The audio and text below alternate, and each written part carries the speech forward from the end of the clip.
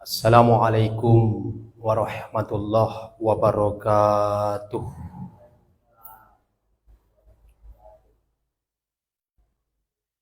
Alhamdulillahi rabbil alamin. Wassalatu wassalamu ala ashrafil kainati sayyidis sadati nabiyina wa maulana Muhammadin wa ala alihi wa ashabihi at-thayyibin at-tahirin wa man tabi'ahum bi ihsan ila yaumiddin, amma ba'du. Subhanaka la ilma lana illa ma 'allamtana innaka antal alimul hakim. Kaum muslimin dan muslimat jamaah salat zuhur, tak bosan lisan kita memuji Allah, bersyukur, kita sanjung Rabb kita, melapaskan alhamdulillahi rabbil alamin. Kita kirimkan salawat salam ke Nabi kita Muhammad sallallahu alaihi wasallam dengan melapaskan Allahumma sholli ala sayyidina Muhammad wa ala ali sayyidina Muhammad. Bapak Ibu yang dimuliakan oleh Allah Subhanahu wa taala. Pada kesempatan yang singkat ini, di waktu yang berkah ini, menjelang kita salat zuhur berjamaah, kita bermajelis ilmu mengangkat tema tentang penyakit hati yang paling berbahaya. Penyakit fisik berbahaya, penyakit hati berbahaya. Tapi kalau dia penyakit fisik, ada batasnya, meninggal kita, wafat kita, selesai penyakit kita. Tapi kalau penyakit hati, kita bawa sampai meninggal, sampai nanti di alam kubur, sampai di akhirat, itu menjadi beban untuk kita. Kalau dia penyakit fisik, Bapak Ibu, sabar kita dengan penyakit itu. Ditimpa penyakit kita bertahun-tahun, sabar kita. Maka penyakit ini menggugurkan dosa kita. Tapi kalau penyakit hati, kita tahan dalam diri kita, tak kita obati, tak kita buang, maka berdatangan dosa untuk kita, disebabkan hati kita berpenyakit. Kaum muslimin dan muslimat jamaah salat zuhur yang dimuliakan oleh Allah Subhanahu wa taala. Maka disinilah kita membahas sedikit tentang amradul qulub, tentang penyakit-penyakit hati ini. Amradul qulub katsiratun. Penyakit hati itu sangat banyak.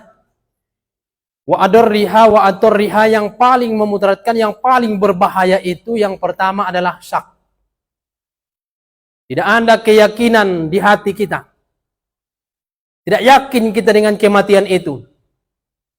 Tidak yakin kita dengan alam kubur itu. Lupa kita dengan akhirat. Berarti hati berpenyakit. Bapak Ibu yang dimuliakan oleh Allah Subhanahu wa taala. Jadi tak boleh kita lupa sahabat Nabi itu, karena yakinnya mereka dengan akhirat itu, mereka lebih yakin akhirat itu dibandingkan melewatkan air di kerongkongan mereka. Mereka lebih yakin kematian itu dibandingkan mereka melangkahkan kaki mereka, mengayunkan tangan mereka. Begitulah yakinnya sahabat itu. Kalau kita, keyakinan kita kadang tidak sampai kepada keyakinan, syak, masih dalam tahap ragu-ragu. Kaum muslimin dan muslimat yang dimuliakan oleh Allah Subhanahu wa taala. Maka setiap kita berwudu, usahakanlah keyakinan itu kita hadirkan. Ketika memasukkan air ke mulut kita, tidak sekedar membersihkan rongga mulut kita berkumur-kumur, tapi ingatlah, mulut ini nanti kalau kita orang yang baik, kalau kita umat Nabi Muhammad, akan meminum air yang terbaik di akhirat. Telaga Nabi kita Muhammad sallallahu alaihi wasallam ketika memasukkan air ke hidung, waktu kita mengamalkan sunnah wudu, kita hisap air itu ke hidung kita, istinsyak, kita hembuskan dari hidung kita, istinsar. Dua sunnah wudu yang begitu cepat kita amalkan, tapi dalam dua sunnah wudu yang cepat ini mesti ingat juga kita akhirat. Ketika kita menghirup air ke hidung kita, ingatlah kita pengen mencium wanginya surga. Ketika kita hembuskan air dari hidung kita, pengen pula kita berlindung kepada Allah untuk tidak mencium bau busuknya neraka. Maka kita buang dari hidung kita. Itu mengingatkan kita supaya keyakinan kita terlatih. Ketika berdiri kita mau sholat menghadap Allah Subhanahu wa taala, maka sebelum kita takbiratul ihram, ingat, nanti Anda waktunya kita dipanggil di hadapan Allah Subhanahu wa taala. Yang mana ketika dipanggil nama kita Fulan bin Fulan, semua orang menyaksikan, semua orang mendengarkan nama kita. Semua malaikat melihat kita ketika dipanggil. Bayangkanlah itu di hadapan Allah Subhanahu wa taala. Maka seorang nabi pun, nabi yang ulul azmi, Nabi Isa alaihissalam, digambarkan nabi dalam hadisnya. Ketika dipanggil Allah Isa bin Maryam di akhirat untuk mempertanyakan risalahnya di akhirat nanti, digambarkan dalam Al-Qur'an.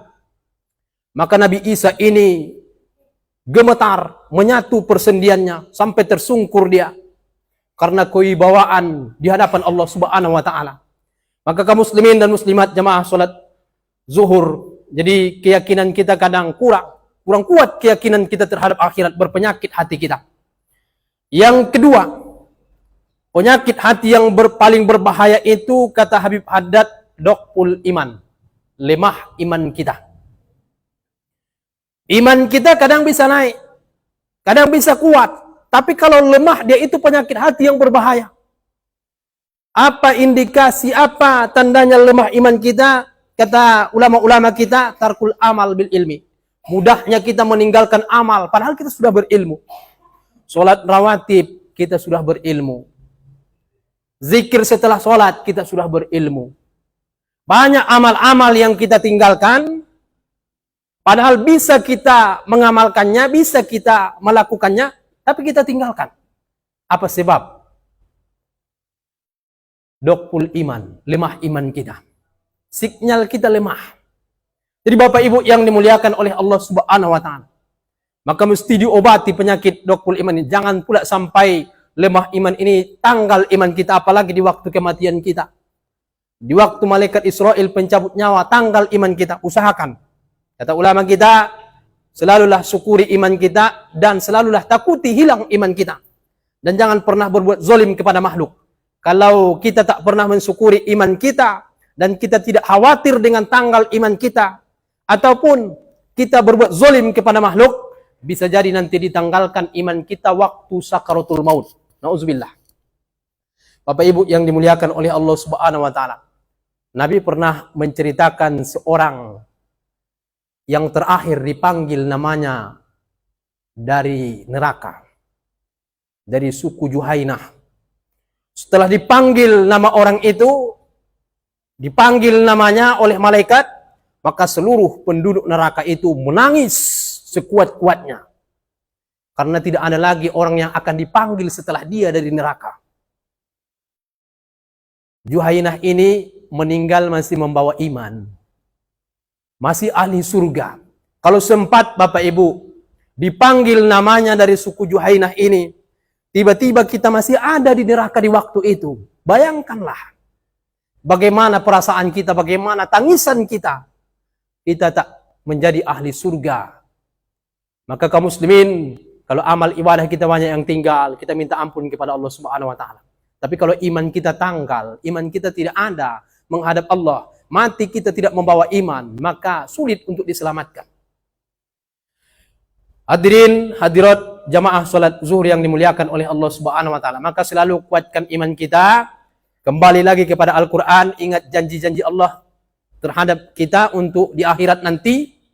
Begitu juga kembali lagi kepada kisah-kisah Nabi, karena kisah-kisah Nabi itu ketika kita baca, ketika kita renungkan, ketika kita dalami, itu menaikkan iman kita. Selalu berbuat baik, lakukan amal-amal yang baik. Setiap amal yang baik yang kita lakukan akan mengobati iman kita. Maka kaum muslimin, muslimat jamaah salat zuhur yang dimuliakan oleh Allah Subhanahu wa taala. Ini penyakit hati yang paling berbahaya nomor 2. Yang ketiga, kibir, sombong. Ada perbedaan dosa sombong dengan dosa yang dilakukan disebabkan hawa nafsu kita. Kalau sombong amat berat Allah menerima taubat kita. Tapi kalau kita berbuat dosa disebabkan hawa nafsu kita serius minta ampun, beristighfar, bertaubat kepada Allah, maka Allah mudah menerima taubat kita. Jadi sombong ini penyakit hati yang amat berbahaya. Hadirin jamaah salat zuhur yang dimuliakan oleh Allah Subhanahu wa taala, la yadkhulul jannah, tidak akan masuk surga. Tidak akan masuk surga. Kata ahli hadis seperti Imam An-Nawawi mengatakan, kalau ada kalimat la yadkhulul jannah, bisa jadi dia masuk surganya dibelakangkan. Tidak bersama orang-orang yang beruntung. Atau bisa jadi dia sama sekali tidak masuk surga seperti orang kafir. Banyak hadis-hadis diawali dengan la yadkhulul jannah, tidak masuk surga. Man kana fi qalbihi dzarratan min kibrin, apabila ada di hatinya sebesar atom rasa sombong. Kaum muslimin jamaah salat zuhur yang dimuliakan oleh Allah Subhanahu wa taala. Maka buang kesombongan itu. Jangan sempat ada sombong di hati kita. Ketika kita mau salat takbiratul ihram, disunahkan sebelum takbiratul ihram itu memandang ke tempat sujud. Kita pandang dulu baru kita takbiratul ihram. Apa sebab? Di sini kita buang kesombongan kita. Karena kita akan merendahkan muka kita akan bersujud, buang kesombongan kita. Karena kalau ada hati nanti, kalau ada sombong di hati kita, sulit kita menghadirkan hati kita ketika sholat. Kaum muslimin, jamaah sholat zuhur yang dimuliakan oleh Allah Subhanahu wa taala. Ini penyakit hati nomor 3 yang paling berbahaya kata ulama kita, Habib Haddad. Yang keempat kata beliau, ria. Ria ini 60 tahun kita beramal. 60 tahun kita sudah menyumbang untuk masjid kita ini. Tiba-tiba kita ungkit. Kita banggakan. Maka bisa jadi hilang pahala amal ibadah kita yang lama itu. Tidak sekedar amal yang baru kita amalkan, tapi amal yang lama.